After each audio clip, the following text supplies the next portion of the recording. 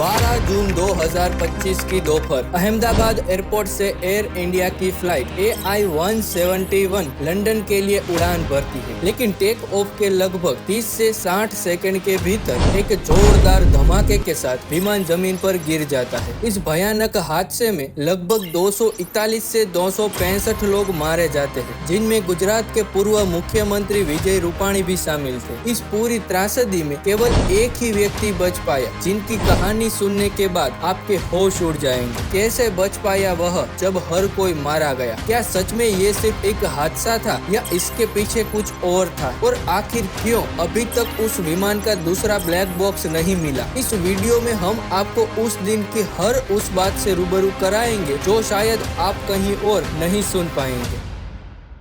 12 जून 2025 को अहमदाबाद एयरपोर्ट की रनवे पर खड़ा था एयर इंडिया का Boeing 787-8 dream liner flight AI-171। यह विमान अहमदाबाद से लंदन के लिए उड़ान भरने वाला था, जिसमें लगभग 230 यात्री और 12 क्रू मेंबर्स थे। विमान ने टेक ऑफ किया और लगभग 30 से 60 सेकंड के भीतर ही जब वह लगभग 625 फीट की ऊंचाई पर था, पायलट ने तुरंत कंट्रोल टावर को मेडे की कॉल दी। मेडे का मतलब होता है कि विमान में जानलेवा इमरजेंसी है और तुरंत मदद की जरूरत है। पायलट ने बताया कि इंजन में गंभीर खराबी आ चुकी है। थोड़ी ही देर में विमान ने अपनी दिशा बदलते हुए तेज रफ्तार से नीचे गिरना शुरू कर दिया। विमान लगभग 400 किलोमीटर प्रति घंटे की रफ्तार से अहमदाबाद मेघानी नगर इलाके में गिरा। यह इलाका कई hospitals, hostels and residential building से घिरा हुआ था और हादसे के वक्त वहाँ करीब 500 से ज्यादा लोग मौजूद थे। विमान पूरी तरह से टूट गया और कई इमारतों को भारी नुकसान पहुंचा। इस भीषण हादसे में कुल लगभग 241 से 265 लोगों की मौत हो गई। इसके अलावा दर्जनों लोग घायल हुए और कई अब तक लापता हैं। लेकिन इस त्रासदी के बीच एक अकेला आदमी जिंदा बचा, जिसकी कहानी न सिर्फ चौंकाने वाली है बल्कि कई सवाल खड़े करती है। पूरे विमान में से केवल एक शख्स जिंदा बचा। नाम था विश्वास कुमार रमेश, उम्र करीब 28 साल। वे ब्रिटेन के एक नागरिक थे और सीट नंबर 11A पर बैठे थे। हादसे के बाद जब राहत और बचाव दल मौके पर पहुंचे तो उन्हें मलबे के नीचे से एक कराहती हुई आवाज सुनाई दी और वहीं से उन्हें मिला एक अकेला जिंदा आदमी। विश्वास पूरी तरह से घायल थे। उनकी कई हड्डियां भी टूट चुकी थी, लेकिन वे जिंदा थे। उन्हें तुरंत सिविल हॉस्पिटल अहमदाबाद में भर्ती कराया गया, जहाँ वे 18 घंटे तक कोमा में रहे। फिर चमत्कार हुआ, उनकी आंखें खुली और उनके पहले शब्द थे, सब कुछ अंधेरा था, मुझे लगा अब मैं नहीं बचूंगा, पर मैं यहाँ कैसे हूँ? डॉक्टर का कहना है ये सिर्फ एक मेडिकल साइंस नहीं, ये एक करिश्मा है। अब बात करते हैं उस बड़े सवाल, हादसा आखिर हुआ कैसे? पायलट अमरदीप सिंह 18 साल के अनुभव वाले एक भरोसेमंद पायलट थे। फ्लाइट टेक ऑफ के तुरंत बाद जब उन्होंने मेडे की कॉल दी, उसमें सिर्फ एक बात साफ थी, engine vibration, rapid descent and trying to return. जांच एजेंसियों ने जो हादसे के बाद शुरुआती रिपोर्ट दी, उसमें बताया गया लैंडिंग गियर टेक ऑफ के समय डिप्लॉय था, जो सामान्य नहीं है। इंजन नंबर 2 में तेज कंपकंपी और घर्षण के संकेत मिले। विमान की गति असामान्य से तेज थी, 400 किलोमीटर प्रति आवर। हादसे के समय विमान लगभग 45 डिग्री कोण पर झुका हुआ था। ब्लैक बॉक्स में से एक मिल चुका है, जबकि दूसरा अभी तक नहीं मिला। और सबसे बड़ा सवाल यही है, आखिर दूसरा ब्लैक बॉक्स क्यों नहीं मिला? क्या वह क्रैश के साथ नष्ट हो गया या किसी ने उसे छुपा दिया? क्या फ्लाइट में कोई तकनीकी गड़बड़ी पहले से थी? अगर थी तो उसे उड़ान से पहले क्यों नहीं पकड़ा गया? विजय रूपाणी जैसे बड़े नेता की मौजूदगी को देखते हुए क्या ये महज एक इत्तेफाक था? हालांकि कुछ रिपोर्ट में उनकी मौत बताई गई, लेकिन इसकी कोई आधिकारिक पुष्टि नहीं हुई है। इन सवालों का जवाब अभी तक किसी ने नहीं दिया, लेकिन इसने लोगों के मन में शक जरूर पैदा कर दिया है। इस हादसे में मरने वालों में शामिल थे एक नवविवाहित जोड़ा जो लंदन में अपना नया जीवन शुरू करने जा रहे थे, एक माँ जो अपने बेटे को मिलने जा रही थी, विजय मेडिकल के हॉस्टल में रहने वाले कुछ स्टूडेंट भी इस हादसे में घायल हुए। एक इमारत पूरी तरह से ढह गई और 3 अन्य को भारी नुकसान हुआ। इस हादसे के बाद प्रधानमंत्री मोदी ने गहरी संवेदना व्यक्त की और कहा कि यह त्रासदी देश के लिए बेहद पीड़ादायक है। गृह मंत्री अमित शाह ने तुरंत गुजरात सरकार सरकार और राहत एजेंसियों से संपर्क किया। वहीं एयर इंडिया और टाटा ग्रुप ने भी इस हादसे को बेहद गंभीर मानते हुए आपातकालीन सहायता और केंद्र स्थापित किया। एयर इंडिया के सीईओ ने खुद अपनी यात्रा को रोककर दिल्ली लौटने का निर्णय लिया ताकि पीड़ितों को पूरी सहायता मिल सके। इन प्रयासों के बीच अभी भी सबकी निगाहें एक ही सवाल पर टिकी है, आखिर असल वजह क्या थी इस हादसे की। एक हादसा जिसने लगभग 241 से 265 लोगों की जान ली और सिर्फ एक जिंदगी को छोड़ा, पर क्या हम कभी भी जान पाएंगे असल में उस दिन क्या हुआ था? जांच जारी है और उम्मीद की जा रही है कि सच्चाई जल्द सामने आए, लेकिन तब तक वो लोग जो उस फ्लाइट में थे उनकी कहानियां हमारे साथ रह जाएगी।